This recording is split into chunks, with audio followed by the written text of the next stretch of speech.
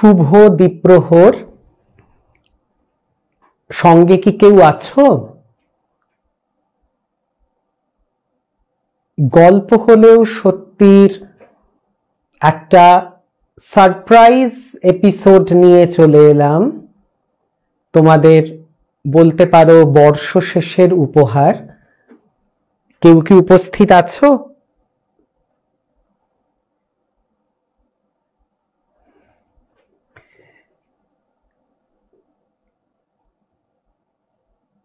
আমাকে দেখা বা শোনা যাচ্ছে কি না একটু যদি বলো, কেউ যদি থাকো।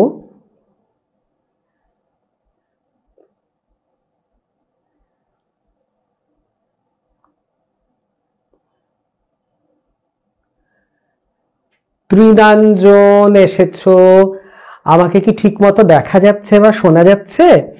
একটু যদি আমাকে বলো।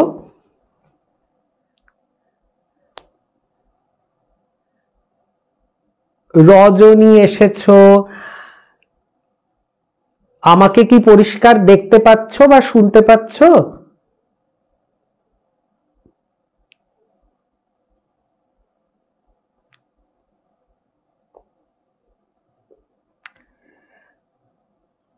সব ঠিক আছে দাদা, ত্রিনাঞ্জন বলছে। সুজা এসেছিস দেখতে পাচ্ছি, আমি তো আছি। আর আমার এই যে পিছনে রয়েছে চৈতি। হ্যাঁ, তো হঠাৎ করে ভাবলাম যে একটা খুব ছোট্ট পর্ব, বর্ষ শেষের পর্ব। আমার এক বোন আমাকে অনুরোধ করেছিল যে দাদা 31 আমরা কি কিছু পাবো না? তখন আমি ভাবলাম যে হঠাৎ করে এসে যাই, আর দুপুর বেলাটাই আমি নির্বাচন করলাম, কারণ সন্ধেবেলাতে অনেকে সেলিব্রেট করবে, অনেকে হয়তো বেরিয়ে যাবে, অনেকের হয়তো কোনো গ্যাদারিং আছে কি পার্টি আছে, সমস্ত কিছু আছে। তো সেই জন্য সন্ধেবেলায় হয়তো অনেককে আমি পাবো না, দুপুরেও যে আমি প্রচুর লোককে পাবো সেটা আমি আশা করছি না, কিন্তু স্টিল যদি এটা মানে আমি করি তাহলে এটা তো থেকেই যাবে। আর থেকে গেলে তো তোমরা পরে শুনতেই পাবে আজকের কি ঘটনা আমি তোমাদেরকে বললাম। সেই জন্য আজকে হঠাৎ করে চলে এলাম তোমাদেরকে বর্ষ শেষের একটা চমক, একটা উপহার দেব বলে। আজকের এই লাইভটা, মানে এখন যেই লাইভটা আমি করব সেটা কিন্তু খুব ছোট্ট, হ্যাঁ, মানে একদম একটা কুট্টি একটা লাইভ, এবং একটাই গল্প বলবো, আমি একটাই ঘটনা বলবো। কিন্তু ঘটনাটা আমার আমার নিজের কাছে ভীষণ ভয় লেগেছিল ঘটনাটা, সেই ঘটনাটা আমি বলবো। আর তোমরা যারা এসেছো তারা সকলকে সুস্বাগতম। পেছনে চৈতি আছে, চৈতিও সবাইকে একটু তুমি হ্যালো করে দাও। বা আগামী বছর যাতে তোমাদের খুব ভালো কাটে সেই শুভেচ্ছা জানাই। খুব ভালো থাকো, সুস্থ থেকো, আনন্দে থাকো। সব থেকে বড় কথা, যেখানেই যে থাকো আনন্দে থাকার চেষ্টা করো। তো কাজেই চৈতি রয়েছে নেপথ্যচারিণী হয়ে। তো আমি তোমাদেরকে আজকের ঘটনাটা বলবো, তার আগে যেটা ম্যান্ডেটরি, যেটা করতেই হয় সেইটা করে ফেলি। সেইটা হচ্ছে আমার পুত্রকে, আমার গোপাল সোনাকে একবার দেখিয়ে দিই তোমাদের কাছে। এই যে বসে আছে গোপাল সোনা, বসে আছে। গোপাল সোনার আশ্রয়ে বসে আমরা সবাই এইসব আড্ডা টাড্ডাগুলো দিই।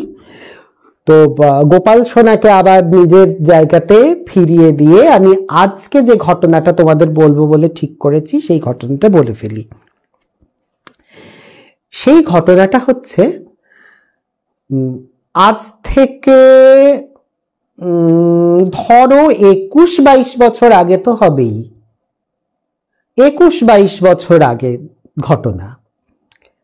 ঘটনার পটভূমি যেটা, সেটা হচ্ছে আমাদের ভুবনেশ্বর, উড়িষ্যাতে ভুবনেশ্বর। সেই ভুবনেশ্বরের একটি প্রত্যন্ত গ্রাম, মানে উড়িষ্যার ভেতর দিকে, ভুবনেশ্বর ছাড়িয়ে অনেকটা ইন্টেরিয়ারে ঢুকতে হয় সেই জায়গায় পৌঁছতে গেলে।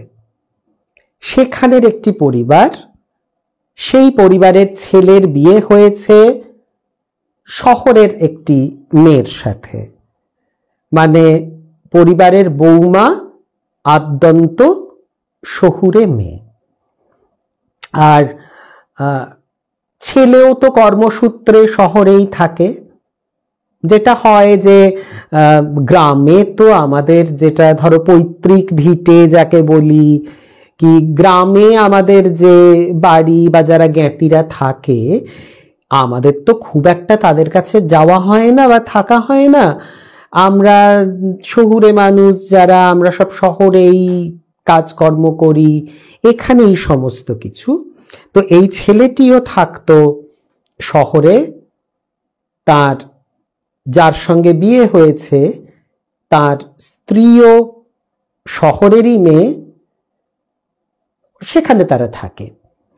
এবারে কি, আমরা যে যত দূরেই থাকি না কেন, বিভিন্ন অনুষ্ঠানে, পূজা পার্বণে আমাদেরকে তো অনেক সময়তেই আমরা যাই, আমাদের পৈতৃক বাড়িতে যাই, কি আমাদের গ্রামে যেখানে হয়তো পুজো হয় বা সেখানে হয়তো জ্ঞাতিরা রয়েছেন, কি কারুর বাবা মা রয়েছেন, তাদেরকে দেখা, তাদের সঙ্গে দেখা করতে, তাদের সঙ্গে মিলিত হতে আমাদেরকে কিন্তু যেতেই হয় সেই সমস্ত জায়গাতে।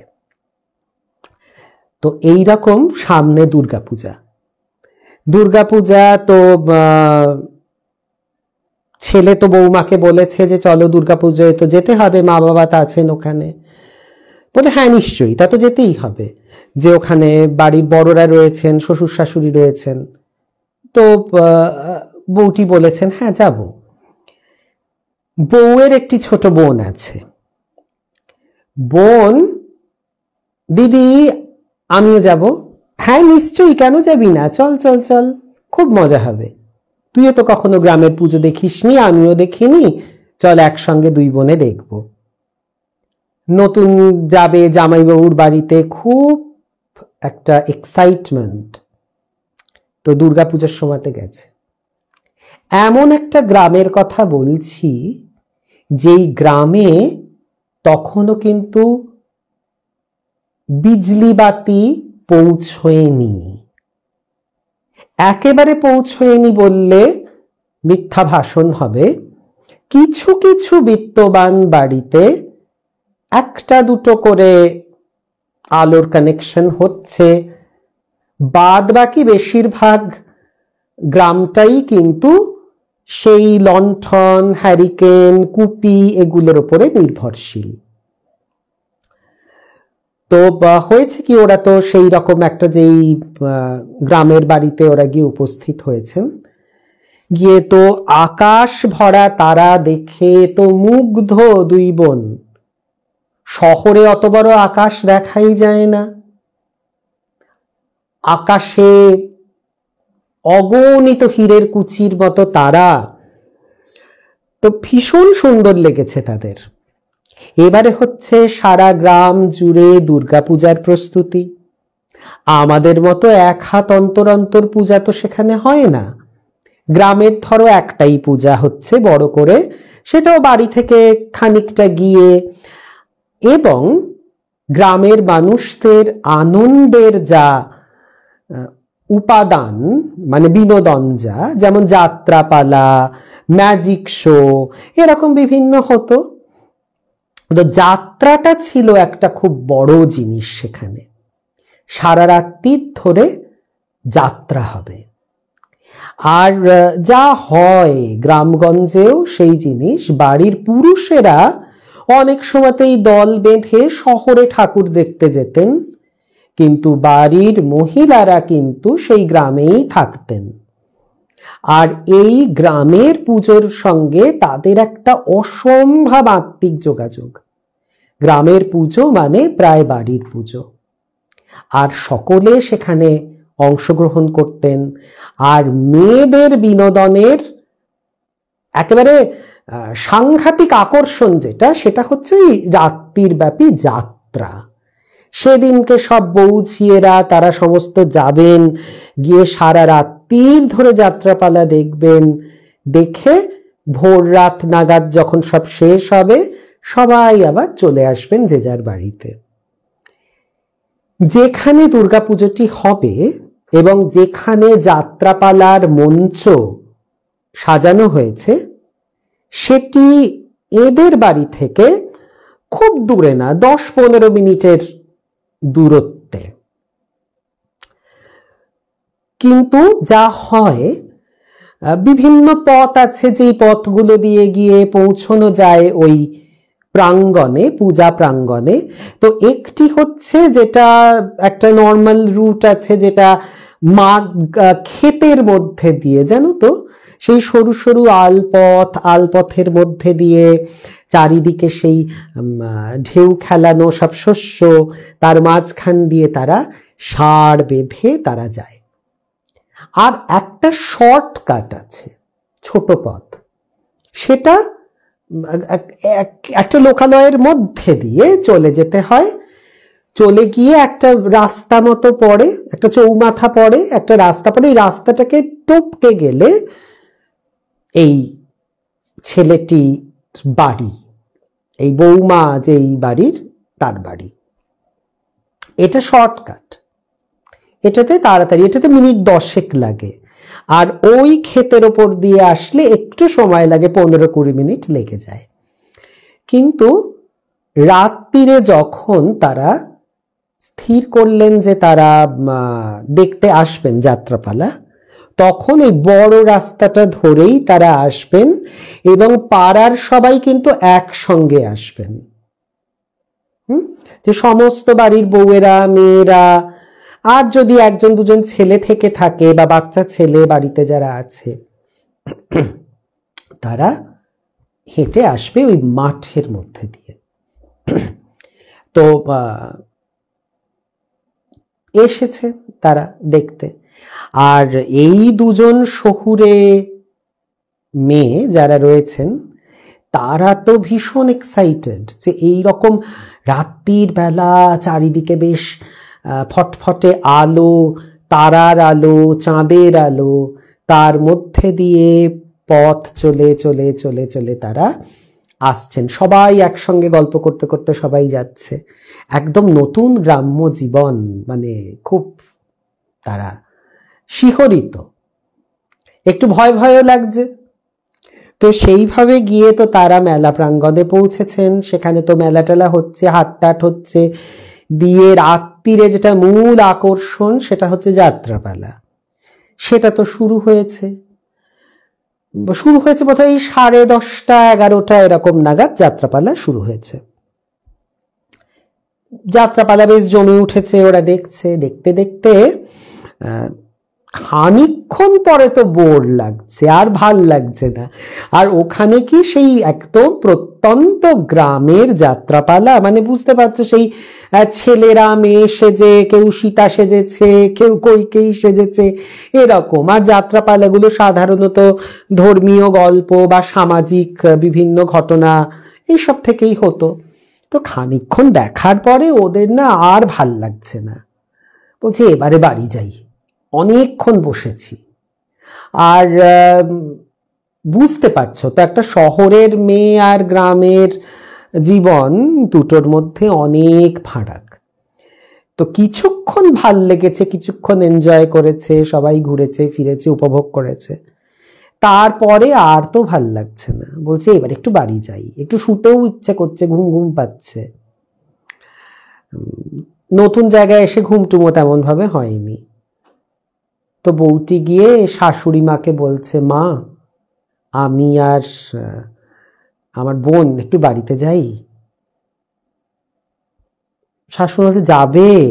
একা একা তোমরা পথ চিনতে পারবে? বলে, হ্যাঁ মা পারবো, এই তো এইখানে, পারবো না কেন?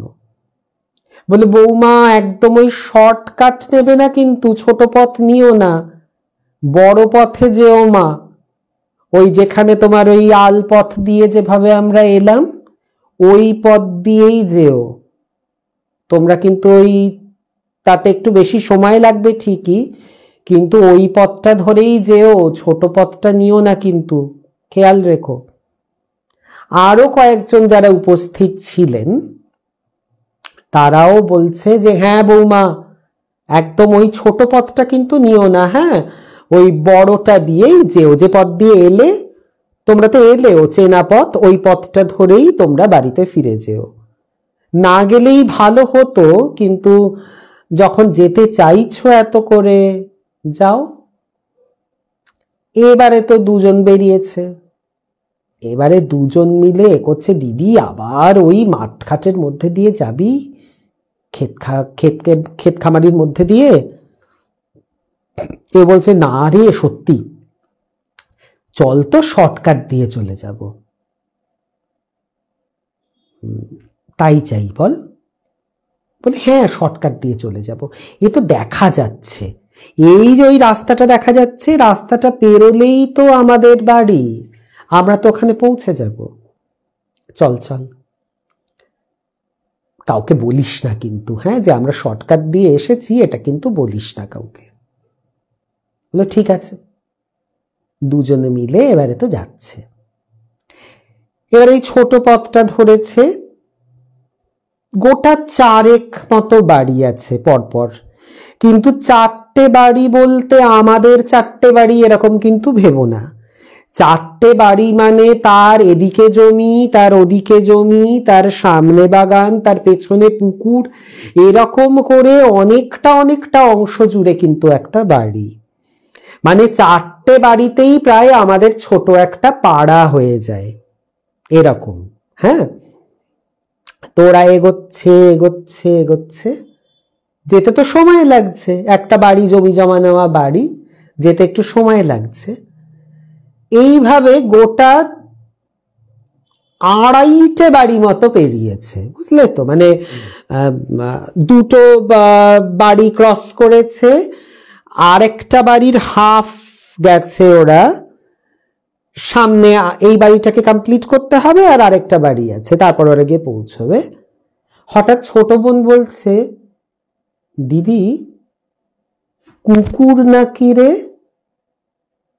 কোথায়? ওই যে শেষ বাড়িটা, সামনেটায় দেখ, কি একটা না, মনে হচ্ছে যেন কুকুর। কুকুর তো থাকতেই পারে, পাড়ায় কুকুর থাকবে না? তো চল চলে যাব। বলছে চল চলে যাব, কিন্তু একটু কেমন জানি লাগছে, গাটা একটু কেমন করে উঠছে। হালকা সে যে পরিষ্কার আকাশ, সেখানে অগণিত তারা, সেই তারার আলো এসে পড়েছে রাস্তার ওপরে, বাড়ির ওপরে, বেশ চোখ সয়ে গেছে ওদের না।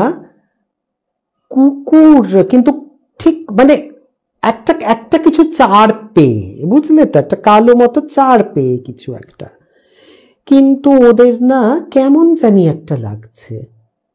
বললো দিদি কিরকম একটা লাগছে না?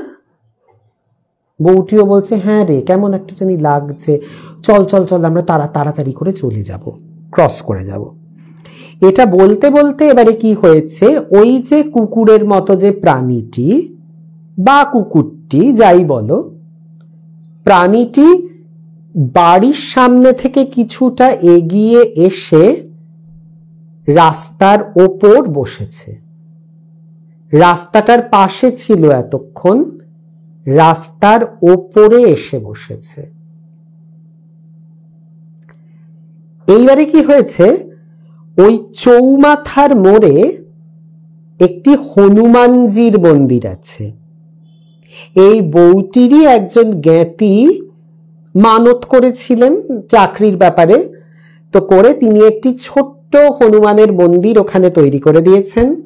সেখানে কিন্তু ইলেকট্রিসিটি আছে, মানে মন্দিরটাতে একটা বাল্ব জ্বলে রাত্রির বেলাতে, সেই বাল্বের আলোটা একটু পিছলে এসে রাস্তার উপরে পড়েছে। আর চাঁদের আলো যেমন থাকে, এই প্রাণীটি এসে রাস্তার ওপরে বসেছে।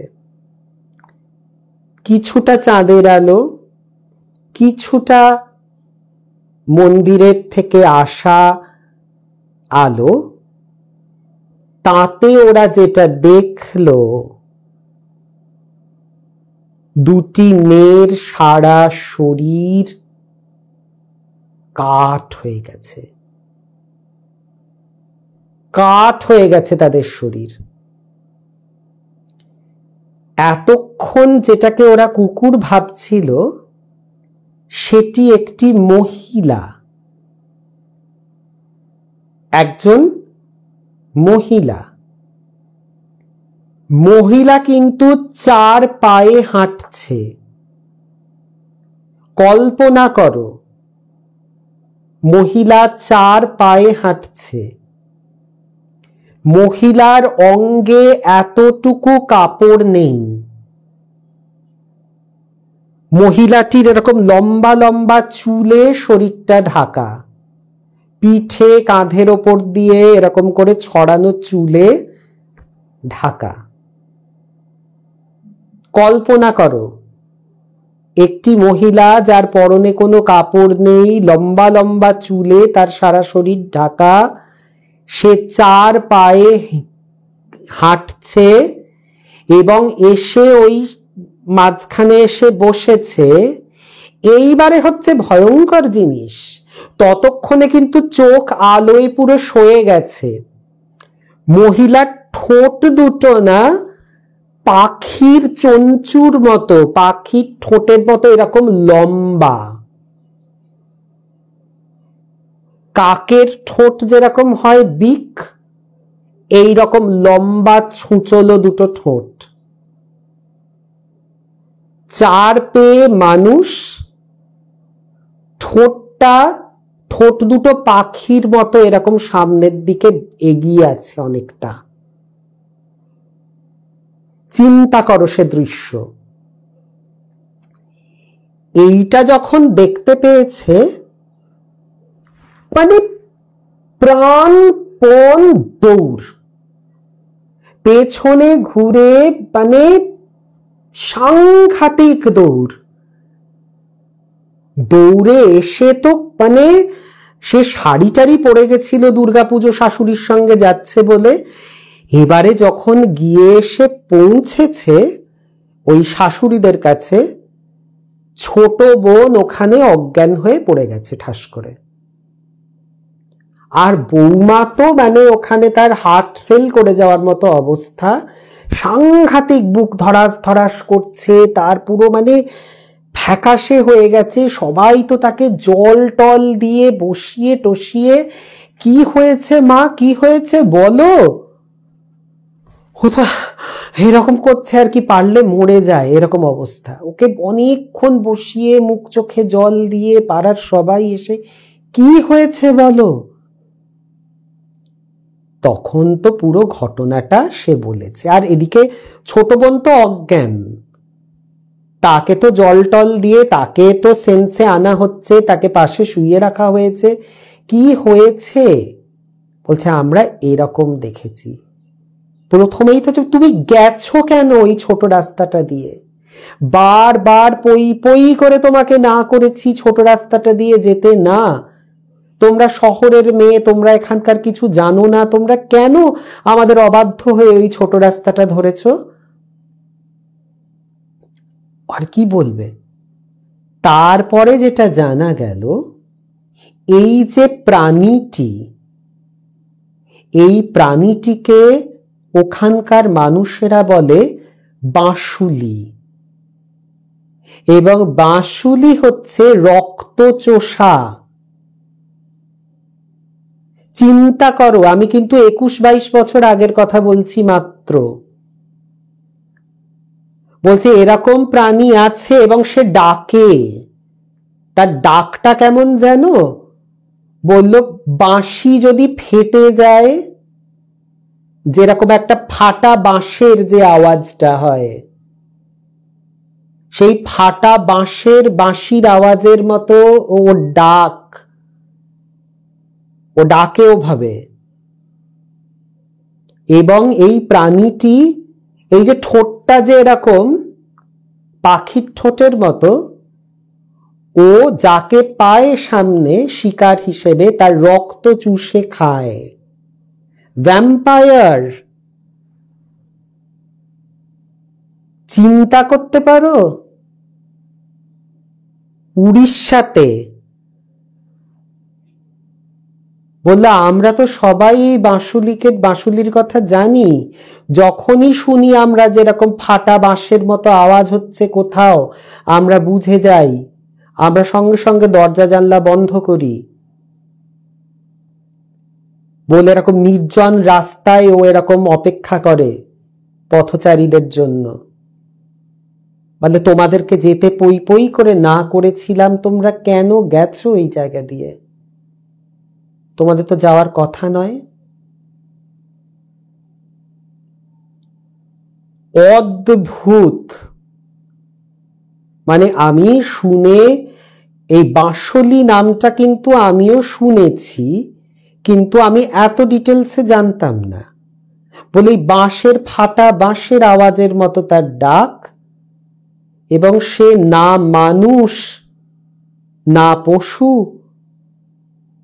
একটা অদ্ভুত জিনিস। চার পেয়ে, ঠোঁটটা পাখির মতো, বাকি শরীরটা মানুষের মতো, কিন্তু সে মানুষের রক্ত চুষে খায়। এই ঘটনাটি আমাকে বলেছে আমাদের সুদীপ্তা বোন। এটি সুদীপ্তার এক জ্ঞাতি যা, হ্যাঁ, মানে সুদীপ্তার দের বাড়ি ওইখানে, পৈতৃক বাড়ি ওই ভুবনেশ্বরের একটি প্রত্যন্ত গ্রামে, এবং সেখানে তার এক জ্ঞাতি, সেইখানে তার দেওর এবং যা, এরাই হচ্ছে এই বাড়ির, যে আমি বললাম যে ছেলে যার বিয়ে হয়ে শহরের মেয়ে যে এসেছে গ্রামে, এ হচ্ছে সুদীপ্তার যা।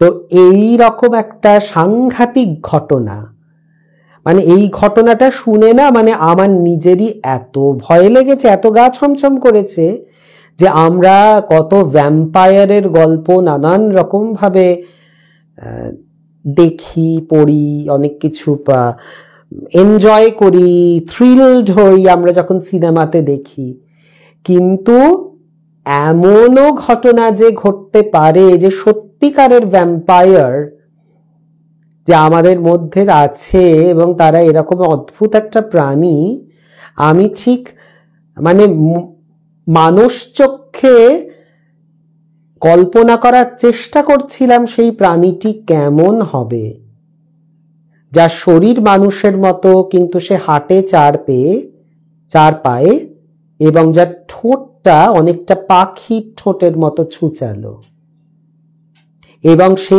ডাকে, যখন ডাকে তার ফাটা বাঁশের মতো শব্দ হয়, ভাবা যায় না। তো এই ঘটনাটা আমার কাছে প্রচন্ড প্রচন্ড রোমহর্ষক লেগেছিল। আমি সেই জন্য ভাবলাম আজকে দুপুরবেলাতে তোমাদের সঙ্গে ঘটনাটা শেয়ার করি। আর তোমরা আমার কাছে অনুরোধ করেছিলে একজন দুজন, যে যদি বর্ষ শেষে একটা ছোট্ট বোনাস এপিসোড পাওয়া যায়, তো তার জন্যই আজকে মূলত আমার আশা, এবং এই একটি গল্প নিয়েই আমি আজকে এসেছি তোমাদের কাছে। আমার ভীষণ গা ছমছমে লেগেছিল, মানে শিহরিত করার মতো একটা ঘটনা। তো তোমাদের কেমন লাগলো অবশ্যই আমাদেরকে জানিও। এ ধরনের ঘটনা যদি তোমাদের জানা থাকে আমাদের সঙ্গে ভাগ করে নিও। মধুরিমা বলছো খুব ভয়ের ঘটনা, দারুণ লাগলো। সত্যি খুব ভয়ের, খুবই ভয়ের। মানে আমি সাধারণত যে খুব একটা ভয় পাই না, এই ঘটনাটা শুনে আমিও কিন্তু যথেষ্ট ভয় পেয়েছি। আমার খুব গা ছমছমে লেগেছে ঘটনাটা। আর যখন আমি কল্পনা করার চেষ্টা করছি, সত্যি ওনাদের কপাল ভীষণ ভালো ছিল বলে ওনারা বেঁচে ফিরল, নইলে অতর্কিতে সে যদি ঝাঁপিয়ে পড়তো ওদের ওপরে, তাহলে কি হতো ভাব। ওদের যে একটা যে গাট ফিলিং বলি না আমরা, একটা নিজেদের মনে হয় যে কিছু একটা ঠিক নেই, ওরা শুধু নিজেদের গাট ফিলিং এর জন্য বেঁচে গেছে। নইলে ওটাকে কুকুর বিড়াল ভেবে ওরা এগিয়ে যেতেই পারতো, কিন্তু ওরা এগিয়ে যে যায়নি, ওদের যে মনে হয়েছিল যে এটা একটা অন্য ধরনের কোনো প্রাণী হতে পারে, এই ধারণাটাই ওদেরকে বাঁচিয়ে দিয়েছে। নইলে ওদেরকে কেউ বাঁচাতে পারতো না সেদিন। তো আজকের এই ছোট্ট লাইভটা তোমাদের কেমন লাগলো আমাকে জানিও। এটা বর্ষ শেষের উপহার আমার এবং চৈতির তরফ থেকে। তো আমরা দুজনে তোমাদেরকে ভাবলাম দুপুর বেলাতেই চট করে গল্পটা বলে নিই, বিকেলে তোমরা হয়তো ব্যস্ত হয়ে পড়বে বর্ষ বরণে, নতুন বর্ষকে বরণ করতে অনেকেই বাইরে বেড়াতে যাবে, খাওয়া দাওয়ার প্ল্যান ট্যান আছে। তো সেই জন্য ভাবলাম দুপুর বেলাতে টুক করে গল্পটা একটু তোমাদেরকে শুনিয়ে দিই। সকলকে আগাম শুভেচ্ছা জানাই ইংরেজি নতুন বছরের। সামনের বছর খুব ভালো কাটুক, সুন্দর কাটুক। এটা সারপ্রাইজ এপিসোড ছিল সোনালি, এটা হঠাৎ করেই আমি আসি, কারণ আমার একজন দুজন ভাই বোন আমাকে অনুরোধ করেছিল বর্ষ শেষে একটা ছোট্ট এপিসোড পাবো না দাদা, তাই জন্য আমি একটা ওই বোনাস এপিসোডের মতো অনেকটা একটা ছোট্ট একটাই গল্প নিয়ে তোমাদের কাছে চলে এসেছিলাম আজকে। কিন্তু খুবই ভয়ঙ্কর গল্প, তোমরা শুনে অবশ্যই আমাকে জানিও তোমাদের কেমন লাগলো। আর সকলকে আরো একবার চৈতি এবং আমার তরফ থেকে অ্যাডভান্সে হ্যাপি নিউ ইয়ার। খুব ভালো কাটিও, আজকের রাত ভালো কাটুক, কালকের ভোর ভালো কাটুক, এবং আগামী যতগুলো দিন আসছে সবটা খুব ভালো কাটুক। আর সবটা যদি খুব ভালো নাও হয়, আমরা আমাদের মতো করে মানিয়ে গুছিয়ে সেটাকে ভালো করে নেওয়ার চেষ্টা করব। চেষ্টা তো করতেই পারি। তো সকলের জন্য অনেক অনেক শুভেচ্ছা, ভালোবাসা, অভিনন্দন সমস্ত কিছু জানিয়ে আজকের মতো আমরা দুজন বিদায় নিচ্ছি, চৈতি আর আমি। আর যথারীতি আমাদের যেরকম পর্ব হয় সেই পর্বে তো তোমাদের সঙ্গে দেখা হয়েই যাবে। আজ তবে আসি, সবাই খুব ভালো থেকো। Happy new year.